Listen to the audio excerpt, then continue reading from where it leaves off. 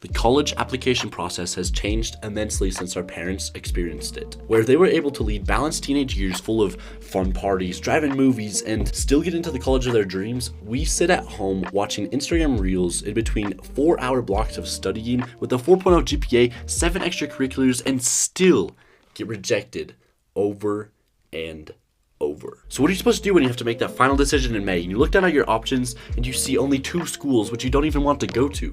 What happens if you only get into your safeties?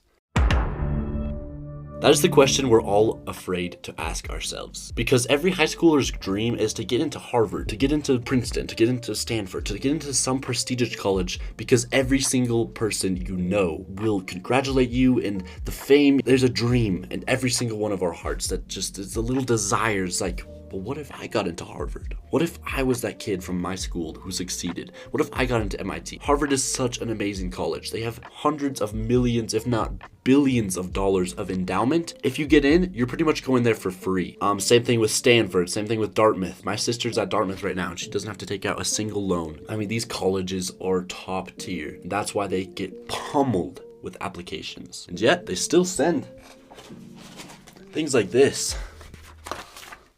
They're still trying to recruit kids. And the truth is, our entire high school career leads up to the point of getting into college. And that's why when you don't get into any of your reach, you feel like a disappointment, because your entire life for the past 4 years has been geared towards do this to get into college, do this to get into college, do this, do this, do this, do this. Volunteer for National Honor Society, join the volunteering club at your school, do some free internship at the hospital or something like that. Like, I've done so many of these things. I've applied to things. I haven't gotten into things. I've tried to do sports just for the application. Thought about applying to leadership positions just for an application. I mean, our entire high school careers are geared towards getting into college, because you can put all this on your college application. Then you get rejected from Harvard, from Stanford, from Princeton, from Northwestern. What's the point? I could have just goofed around for the past 4 years and still gotten into my state's school. Another huge bonus of these schools is that they have huge job fairs and alumni connections. I don't know, have you guys watched the series Suits? The law firm in the show only accepts people who went to Harvard Law. It shows you the culture in the country, how prestigious these colleges are.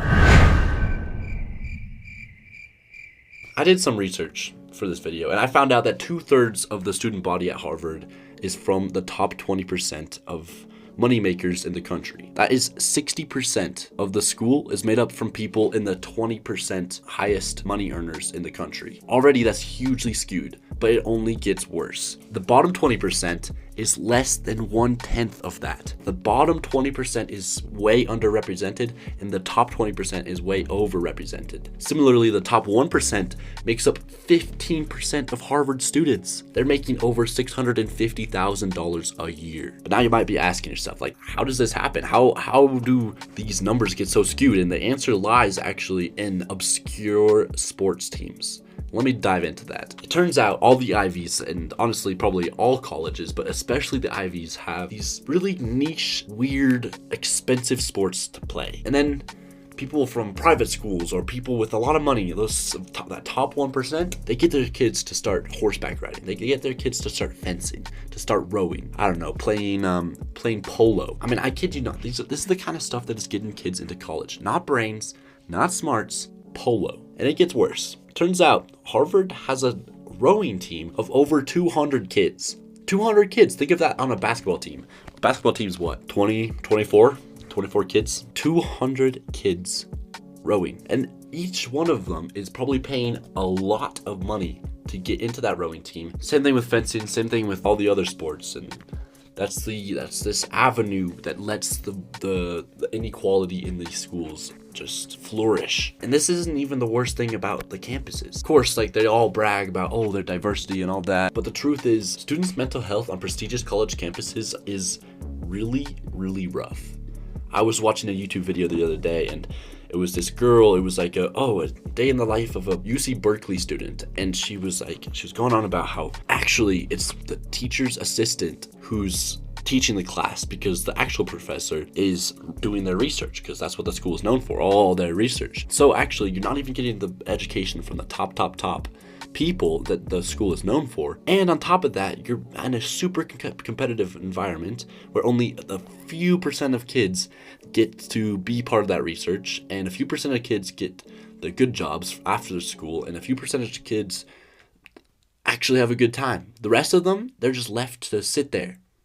And so when you have to go through all this in your head, you're thinking of all the good things about all these colleges, but then you hear about mental health, you hear about the inequality, you hear about how actually kids get in there and they find out it's not even a good fit. And you ask yourself the question. I found myself asking myself this question, and that is like, is it even worth it? I'm putting all this effort into trying to get into college, but is it even worth it?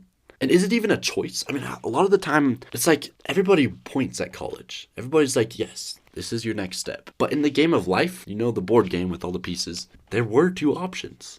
Start a career right off the bat, or go to university, all that, blah, blah, blah, blah, blah. Sure, you get more money if you go to university.